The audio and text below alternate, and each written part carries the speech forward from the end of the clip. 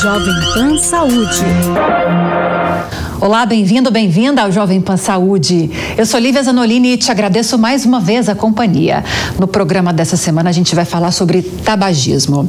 No começo desse ano, a Organização Mundial da Saúde divulgou um relatório de tendências sobre o consumo de tabaco.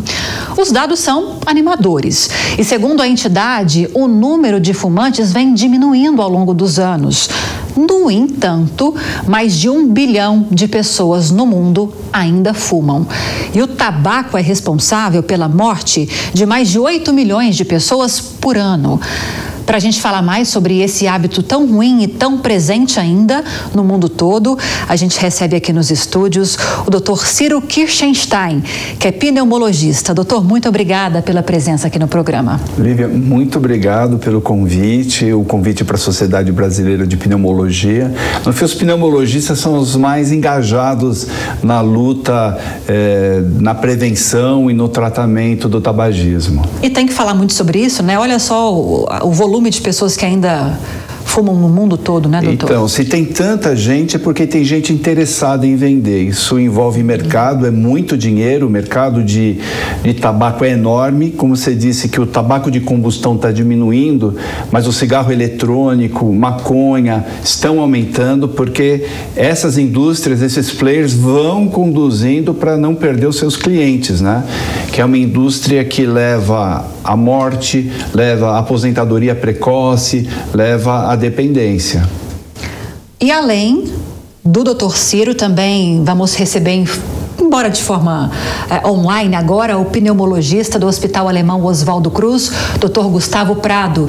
Obrigado pelo convite, obrigado a todos aí pela possibilidade da gente discutir um assunto tão importante quanto o tabagismo. A gente mostrou agora há pouco os dados, né, doutor Gustavo? Eu até usei a palavra animadores, mas eu acho que eu nem usaria essa palavra, porque nós tivemos um recuo nesse hábito ruim no mundo todo, mas o número ainda é gigantesco, né?